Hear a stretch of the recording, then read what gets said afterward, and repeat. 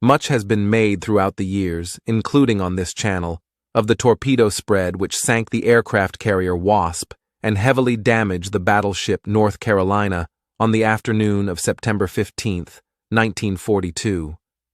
But there was a third victim that afternoon whose story often gets overlooked, the destroyer USS O'Brien. O'Brien was a Sims-class destroyer named in honor of Captain Jeremiah O'Brien and his 5 brothers, Gideon, John, William, Dennis, and Joseph, who together captured the armed sloop HMS Margaretta off the coast of Maine in June of 1775. Her keel was laid down at the Boston Navy Yard on May 31, 1938, and she was launched on October 20th of the following year. O'Brien was sponsored by Miss Josephine O'Brien Campbell, a great-great-great-granddaughter of Gideon O'Brien. She had an overall length of 348 feet, a beam of 36 feet, and displaced just over 1,500 tons.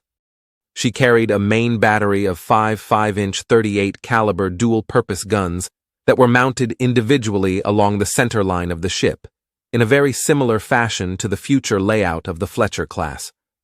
Her guns were directed by the Mark 37 gunfire control system, which was introduced on the Sims class.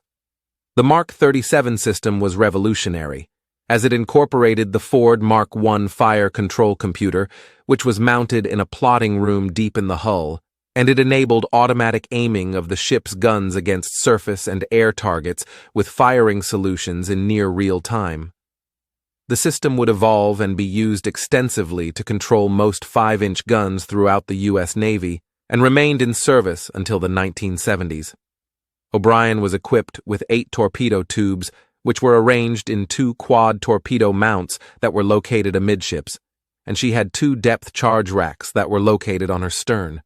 For air defense, she had 4 single-mounted 50 caliber machine guns. O'Brien was powered by 3 oil-fired boilers, which generated steam for 2 geared turbines. She was rated for just over 51,000 shaft horsepower and could make 35 knots. She had a cruising range of 5,600 nautical miles at 12 knots and was manned by over 235 officers and enlisted men. O'Brien was commissioned into the United States Navy on March 2, 1940. Throughout 1940 and 41, she operated along the eastern seaboard. After dry docking and repairs in the fall of 1941, she left Norfolk in mid-January 1942 to escort the battleship Idaho to the Pacific Theater. After transiting the Panama Canal on January 20th, O'Brien arrived in San Francisco on the 31st. She got underway on February 4th to escort a convoy, but was forced to return to San Francisco when she collided with the destroyer case and damaged her port side. Following repairs at Mare Island, she set sail on February 20th for Pearl Harbor. O'Brien operated out of Pearl Harbor and patrolled the French frigate Shoals before visiting Midway in the latter part of March to help evacuate civilian personnel from the atoll. After an overhaul at Pearl Harbor, she embarked passengers for the Naval Air Station at Palmyra and got underway on April 18th with several other destroyers. She then covered a convoy headed for Samoa in late April. She remained in that area through mid-June on escort duty, and also supported the occupation of Wallis Island, before returning to Pearl Harbor at the end of June. After operating out of Pearl Harbor during July, she got underway for the South Pacific on August 17th with Task Force 17, which was built around the aircraft carrier Hornet.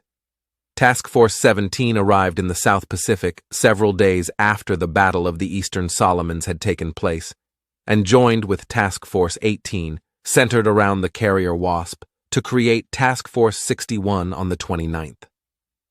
While providing distant cover to a Guadalcanal-bound convoy on September 15th, Task Force 61 was rocked by a torpedo spread fired from the Japanese submarine I-19. In what may have been the most successful torpedo attack in history, Wasp was hit by 3 torpedoes and sank, while North Carolina and O'Brien were both damaged heavily. That afternoon, at about 2:45, as Wasp began turning to starboard after recovering some of her planes, she was struck in quick succession by 3 torpedoes amidships.